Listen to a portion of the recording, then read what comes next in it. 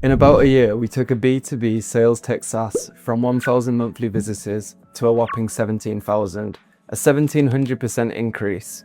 And not only that, by the end of the year, their traffic value was worth a whopping $170,000 a year. The founder was so impressed with our work, he credited Organic and us being in part of Organic a big reason they hit their milestone of $1.5 million annual recurring revenue. This SaaS company has a real product, a proven offer. They have a strong data moat for their product. Their buyers were out there searching, but the problem was they're just landing on their competitors' pages, meaning they're forming a view before the buying decision about who is an authority in this category. And unfortunately, before, the client was not in this conversation. I'm going to break down in this video exactly how we changed that and why most link building campaigns wouldn't have achieved the same results, because this is where our methodology is very important. The short version is this. Most SaaS companies are receiving links from their link building agencies that are either optimized for DR or organic traffic. We're not. We're different.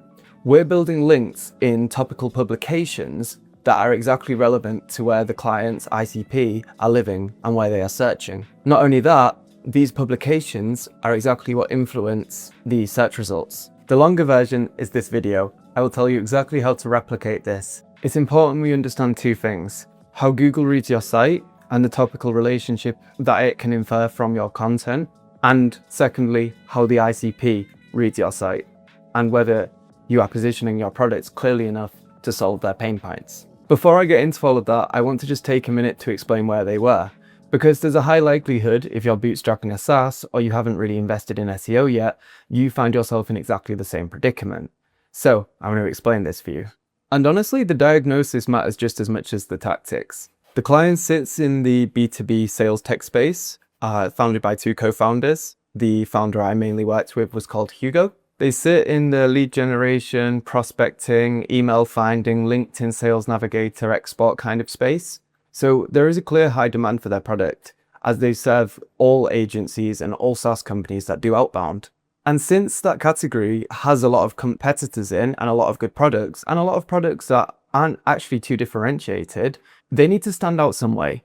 And investing in organic and authority is a really strong way to do that. Because here's the thing, every incumbent in this sales and B2B tech space, think the companies like Apollo and Cognism, they're incumbents. And they've been here for 5 years, 10 years, investing in a lot of content and investing in a lot of links, which means they have a huge head start. Because you're not just fighting the rankings and now the LLM visibility, but you're fighting this decade-long head start, this existing market authority, this existing user base, this referral system of clients going on and on. So you need a really strong product for one, but then you need to market this product. And good marketing is where good SEOs succeed. So when we started with this client, they didn't have a content problem. They were getting about 1,000 visitors every month. They had the on-page SEO basics right. They had good page structure. They internally linked quite smartly. They had a real content strategy, but the problem was most of this content wasn't picking up rankings. And if it was the really sort of unnecessary, irrelevant, longer tail keywords. So the traffic wasn't really highly qualified. Think you're attracting students who are just researching this kind of tool, or even competitors or people who are just starting their own agencies who are just looking for information. So we need to think about the bottom of the funnel, where the commercial intent is and where the buying decisions are made. But I realized with this company straight away we had an advantage. They had a really clean UX. And when you landed on their page, you thought, okay, this is a sort of website where I actually might be interested in. So here is the key diagnostic point. When you have a nice website and you feel like you have a good content strategy, don't doubt the content strategy too much, because it's likely that you are getting it right. Because content isn't that hard. Ultimately, if you know your product well, you know your industry, you're building topical relevancy, you're probably going in the right direction. So why is this content not ranking, and why are you essentially not getting any leads from SEO? Well, it comes down to targeting and the type of query that people are searching. If they're only finding you for these top of the funnel queries, how can you ever expect them to convert? So you need to think, okay, we need to target the more commercial pages. But you try that and you build the pages, you think, yeah, this is going to work. People are going to convert here. And when someone comes to this page, yeah, they do have a good chance of landing on your site. But the problem is this page is buried. It's buried on page 3 of Google where none of the clicks happen. It doesn't get mentioned in the LLMs.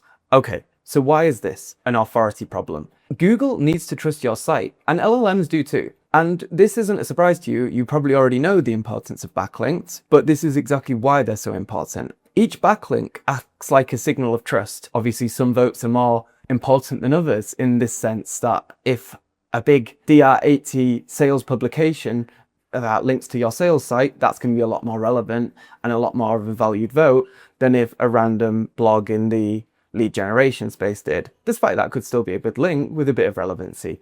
But this is the voting power of link building and why the links you build are so important. The thing is, Google might know your content's really good. It crawls your page, it indexes it, it can read the HTML, and it can understand what the page is about.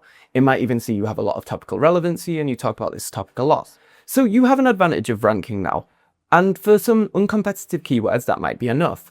Backlinks, authority.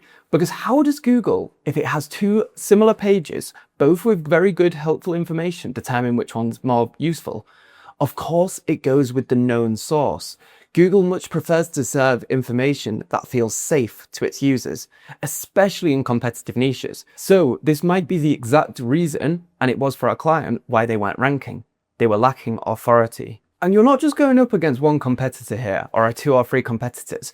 You're actually going up at hundreds of websites at a time. And a lot of SEOs miss this because they realize when they're doing keyword research and they're publishing a blog, they look on the first page. But that's only the winners.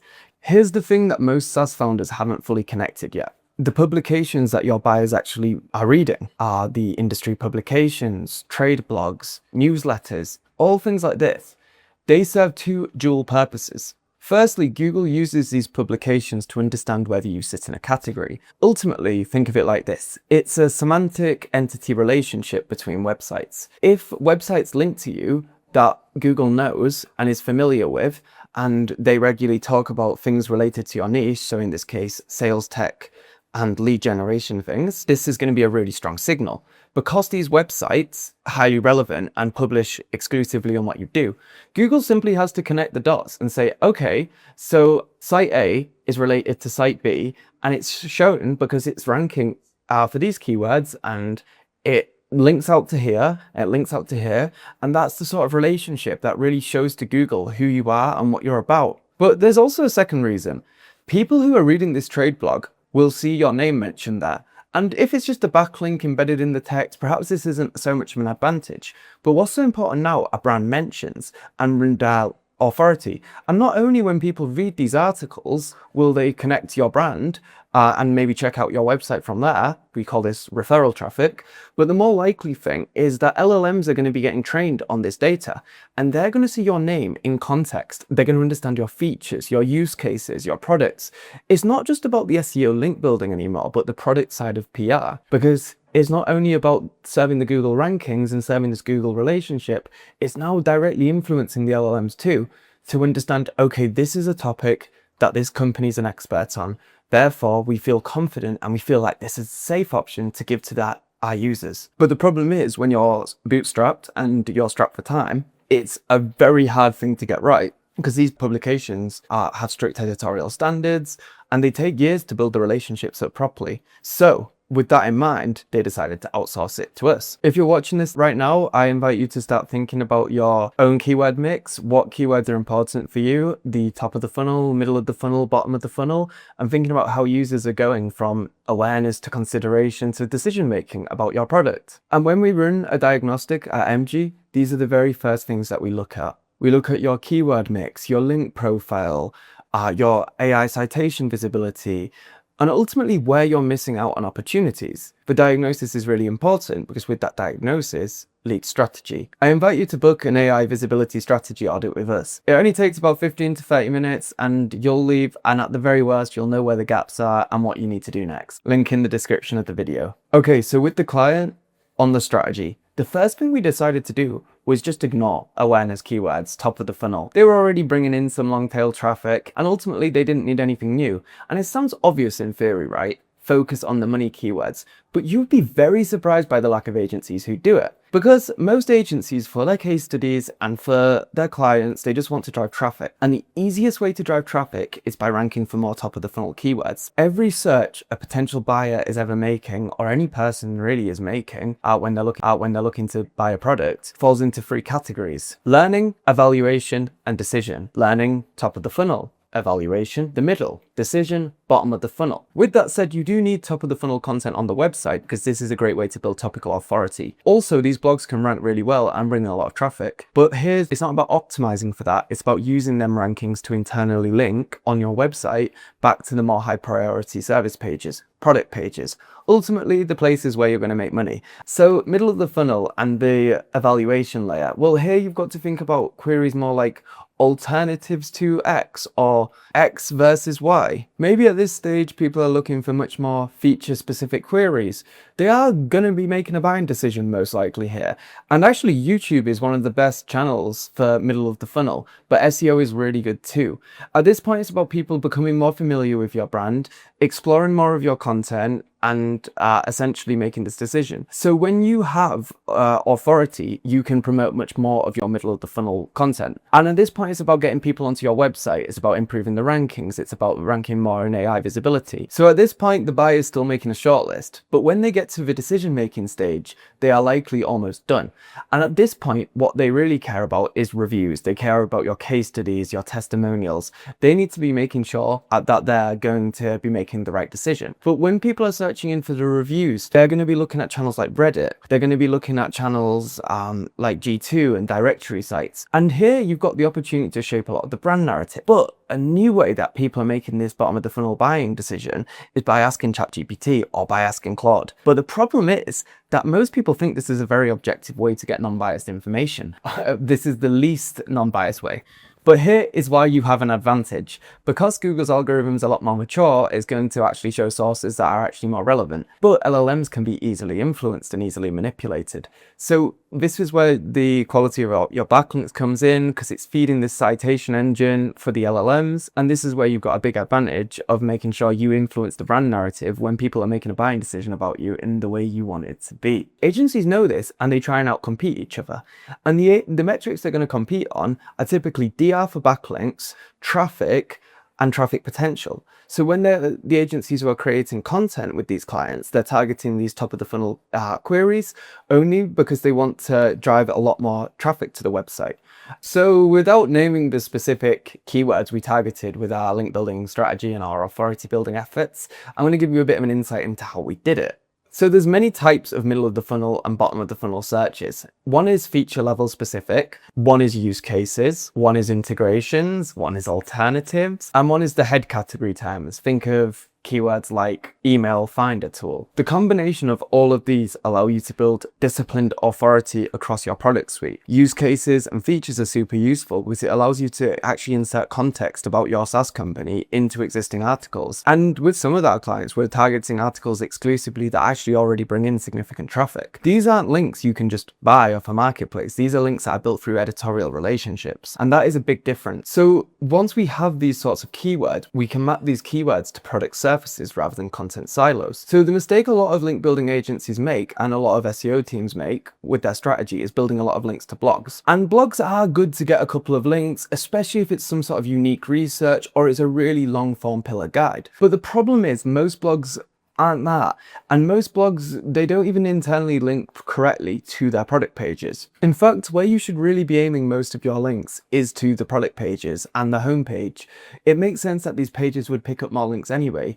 And not only that, they just need more links to compete. And not only that, these are the pages that drive the real revenue and the conversions and the pipeline. So why wouldn't you focus on them? But unfortunately, it's not that easy, and a lot of agencies really struggle to get links to these pages. So there's a second layer to search that most SaaS teams underappreciate, and ranking is one thing, and an authoritative domain can rank for a new keyword really quickly in many cases. But here's the reason why sometimes they won't stay here, and how even the biggest companies are losing their rankings. And not just the best, but the information that most closely matches their search intent. So for example, say users are categorically usually looking for something when they type in XYZ keyword, they expect to find it. And this is what search experience is. Ultimately, you need to resolve the user intent with your page that is ranking for the specific keyword you're going after. So for example, say a buyer is looking for some comparison information between you and another vendor, but they land on your feature page, but you don't talk about the other vendor at all, then that page isn't going to continuously rank. And not only that, it's not going to serve the user intent. As such, they'll bounce from the page and your pages will start to rank lower. So this also is important in LLMs too, because you need enough information about a lot of topics, as this is how the LLMs are going to keep using you as a go-to citation source across the website. And this is why content volume does really matter. So with the client, for every page we were building authority to, we had to ask, does this page actually serve the user intent? And there was a couple of times where the client asked us to build links to a page and we had to push back and say, nah, I don't think this is the right approach. And the thing is, like, you can rank them pages, but they might not really rank for the terms you want to do it. And that's why when you're building your SaaS SEO strategy out, you need each page to really serve the user intent. And I know a lot of people talk about user intent. So you need to try and be almost copying the style of the content that's already ranking. So say if Google's constantly ranking listicles for a query type, then you need to have your own listicle. But if Google's always ranking like a FAQ page, then that's where your FAQ page needs to rank. So there needs to be a relationship between the backlinks you are actually building and the pages you're trying to rank for. And don't try and rank pages for queries they don't belong for. This is very forced. And here you might make another mistake and actually cannibalize some of your pages. And ask it, are we going to be cannibalizing ourselves? And if you are, your better option is probably to merge a page or to delete one of the pages altogether. So with commercial pages, you're likely competing against a lot of these incumbent brands, the big brands in your space. And here you have a problem. They are going to have a lot of backlinks to their pages, but you've got two ways to win. You can either build more backlinks with them, you can sort of try and match their backlink number, or you can build less backlinks, but better ones. But ultimately, a bit of volume is going to be required here, because one really good backlink, it probably isn't going to outrank their 50 pretty decent ones. But you need to get that mix of link quality, link volume, and link velocity. And that's why having a real strategy is so important, because you're dealing with the data and you're dealing with like an actual practitioner of understanding this is how we do it. This is the game plan. And it's not to say 100 times out of 100 this works, but you going in without a strategy is sure as hell not as effective as us coming up with a strategy and explaining why you do it. And here's another top tip for you. Install Microsoft Clarity on your website. Trust me, best thing you'll ever do. It's amazing. So targeting gets you the right buyers in the door, but authority is what makes them trust you, and it's what makes Google and the LLMs trust you too. So targeting's great, but you need the authority to actually turn that good targeting into clicks onto the website. And this is where most link building goes wrong. Even the campaigns that look good on paper, they don't have this targeting and authority blend right. A high DR link, if it is from the entirely wrong publication, is essentially useless. And the reason for that is because it comes down to what the link actually signals. The first generation way to think about link building is links are a vote. And actually that is still a really good way to think about it. A link from another website is a signal that another page is worth looking at, to Google that is, and to the LLMs. But Google has been refining its algorithm for 2 decades, and right now, not all links are equal, and Google knows how to distinguish between trashy websites, good websites, and relevant websites. And this is why a lot of our clients are sticking with us for so long term, because we build links that are so much more relevant than what they've been used to with other agencies. It understands the semantic context, LLMs also do, therefore the types of links and the relevance is the biggest #1 factor of if the link is good or not. So Google also has the concept of entities and co-occurring brand reoccurrence. So if you are in an article and you're being talked of alongside your competitors, that's really good. Don't view the competition as a bad thing. It just is a very good sign that you are semantically related to the article. And Google is building this cluster of information that you belong in this group. So let me give you 2 examples of how this radically changes link value. So take a CRM system, it gets a link from a DR80 blog, looks great on paper, the blog gets tons of traffic, but it just ranks for lots of generic businessy ideas. And they're in a listicle like the top 10 tools every business needs. And this CRM tool's appearing alongside a HR management tool, a cybersecurity tool, a legal tech SaaS. It is completely irrelevant and it's just pointless. Of course, the link isn't completely worthless. It's still a vote from a high DR website, a website Google likes to some extent. But if you are bending a listicle that's exclusively about CRM, it's from one of your competitors, it's from an integration partner, features page, do you not see how much more relevant that is? And then here's my second example, right? So say you have a productivity SaaS tool and you land a DR55 link, and it's in an article that's exactly about how to be more productive at work. The article gets a lot of traffic, maybe it gets like even just 50 visitors a month, but people are actually reading this article and people are looking for productivity tips, and they see your tool mentioned as like, okay, this is a really good system for people with ADHD and it's full of semantic language about your industry. Wow, think of the weighting this is going to do for your link profile. Because then when people are searching about like the best tools for productivity for people with ADHD, this kind of article is exactly what gets cited, and this is where your brand mention comes. So I just want to end it on that Google reads the context, not the DR. The DR is not a metric Google knows. Of course, traffic can be a good indicator. DR can be a good indicator to some extent, but it's about the context of the page. The relevancy of the page is the most crucial thing. So for example, say Forbes publish an article tomorrow on the best HR tech software. That doesn't automatically mean that just because Forbes published it, they're going to rank number one. Of course, like they might come up and they definitely have an advantage over a new small brand. But what Google really wants is specialists, EEAT. It wants this trustworthy authority. And that's why topical authority is so important. Instead, what would be better is to get featured in an existing post that's already ranking, already on a strong domain, and the article is relevant on this level. And even if you sacrifice a little bit on the relevancy, as long as it fits the semantic context, that's going to be enough, and that's the sort of link that's worth building. So coming back to the client, we applied an ICP filter, and this is what we do with every client when we're building links. Before we ask to get a link on a certain page, we say, okay, is this plausibly what someone in the ICP of our client would read before they make a buying decision, or something that the ICP would just read full stop? And if it wasn't, then we wouldn't pursue the link opportunity, because it's better to focus purely on this relevant. Because across a large volume of links, if you keep doing this rule for long enough, and even if each link is 10% better, by the time you've built 100 links, think how many times of improvement that is just by focusing on the relevant. Is this information fluffy? Is this information strong? Does this information offer unique data, unique insights? And that is how you gauge the quality of a website and its page and understand whether it's really worth building a link or not.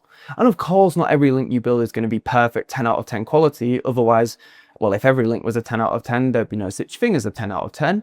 So over 14 months with our client, we got them placed in, I think, about 130 to 150 articles.